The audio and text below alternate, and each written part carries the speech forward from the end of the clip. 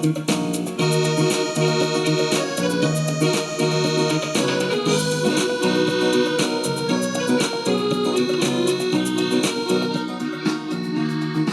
सभी विश्वासियों को यीशु सच्ची आकांक्षा के इस भाग में आप सभी का स्वागत है, जहां सुसमाचार के माध्यम से प्रभु यीशु हम सभी को अनंत जीवन प्रदान करते हैं। आज का सुसमाचार सन्मति के अध्याय 17 वाक्यांश 1 से 9 से लिया गया है। क्रिस्त में प्यारे विश्वासियों, आज माता कलीसिया वर्ष का 18वां रविवार मना रही है। क्रिस्त में प्यारे विश्वासियों, आज माता कलीसिया इस 18वें रविवार में प्रभु यीशु क्रिस्त के रूपांतरण का पर्व मना रही है। जैसा हम जानते हैं और हम यदि इस सुसमाचार पर मनन चिंतन करें तो हमें इस प्रभु यीशु क्रिस्त के रूपांतरण में 3 घटनाएं हमारे सामने आती है। जैसा हम सभी जानते हैं कि प्रकृति का यह नियम है कि यदि कुछ भी बदलाव होता है तो हमें तकलीफ होती है। शायद प्रभु यीशु क्रिस्त के जीवन का यह बदलाव या रूपांतरण उनके आने वाले जीवन में परेशानी और तकलीफें लाने वाले था, लेकिन यही तकलीफ, यही परेशानी के बाद प्रभु यीशु क्रिस्त एक जीवन को पाते हैं और वह जीवन अनंत जीवन, वह जीवन उनके पिता का जीवन था और वे उस जीवन को पाने के लिए हम सभी के लिए अपने आप को क्रूस पर कुर्बान करते हैं। क्रिस्त में प्यारे भाई और बहनों, यदि हम आज के इस सुसमाचार में देखते हैं तो प्रभु यीशु क्रिस्त अपने शिष्यों के साथ एक ऊंचे पहाड़ पर चले जाते हैं और वे अपने शिष्यों से कहते हैं कि तुम यहीं रुको, और वे प्रार्थना में लग जाते हैं और एकाएक उनका रूपांतरण होता है। जब वे शिष्य उन्हें देखते हैं तो वे उज्जवल वस्त्र पहने हुए होते हैं और वे मूसा और इलियास को देखते हैं। इस पहली घटना में हम सभी को, हमारी कैथोलिक कलीसिया को यह मालूम होता है कि प्रभु पिता ईश्वर की क्या कानून और व्यवस्था थी। उन्होंने जो भविष्यवाणी की थी वह भविष्यवाणी हम सभी को देखने को मिलती है। क्रिस्त में प्यारे भाई और बहनों, उसके बाद हम देखते हैं कि उनके शिष्य इतने घबरा जाते हैं और वे सभी एक आकाश पर के द्वारा ढक लिए जाते हैं। इस घटना के द्वारा हमें मालूम चलता है कि वह आकाश का ढकना हम सभी के लिए एक मार्गदर्शक का कार्य था, या उस घटना की दूसरी बात थी।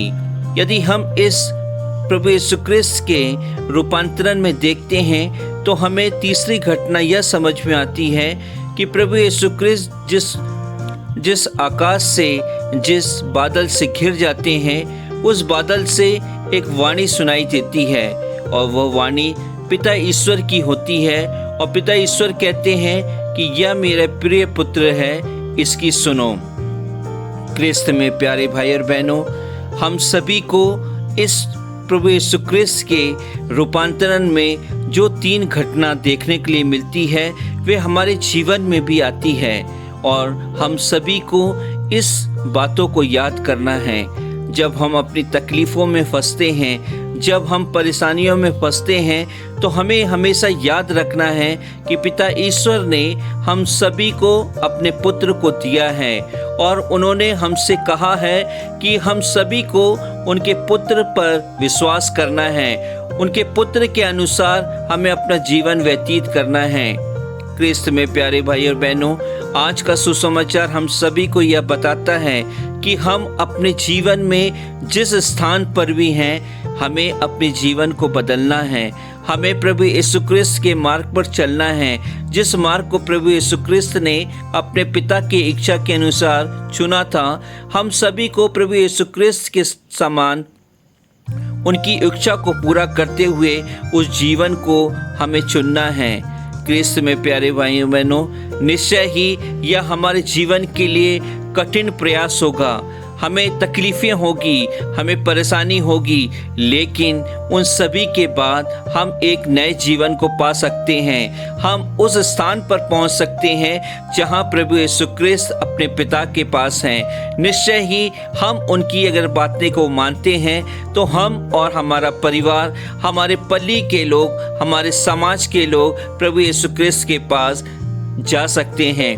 क्रिस्त में प्यारे भाई और बहनों, आज का यह पर्व हम मानव जाति के लिए, हम कैथोलिक कलीसिया के लिए बहुत महत्वपूर्ण पर्व है, क्योंकि इस पर्व के माध्यम से ही प्रभु यीशु क्रिस्त हम सभी को बताते हैं कि वे अपने पिता के आदेश को उन्होंने पालन किया और उनके आदेश को पालन करने के बाद वह अपने पिता के राज्य में पहुंच गए थे।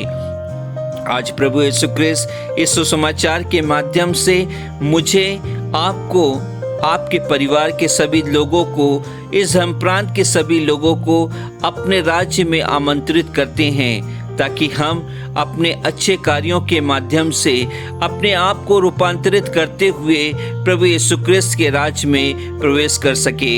आमीन।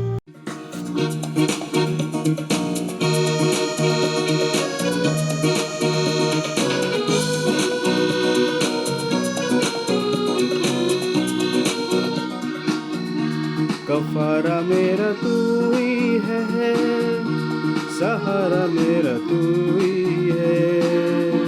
कफारा मेरा तू ही है, सहारा मेरा तू ही है। मैं तेरी राहों पर चलता रहूं मेरे खुदा, मैं तेरी राहों पर चलता रहूं मेरे खुदा, मेरे खुदा, मेरे खुदा, मेरे खुदा, मेरे खुदा।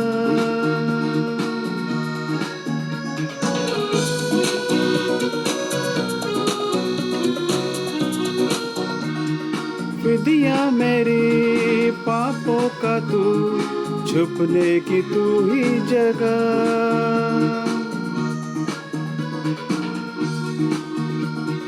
फिदिया मेरी पापों का तू, छुपने की तू ही जगह। राहों की तू है रोशनी, रुझान की ही शिफा। मसा से मुझे भर दे तू, लहू से मुझे धो दे तू। मसा से मुझे भर दे तू, लहू से मुझे धो दे तू। मैं तेरी राहों पर चलता रहूं मेरे खुदा, मैं तेरी राहों पर चलता रहूं मेरे खुदा।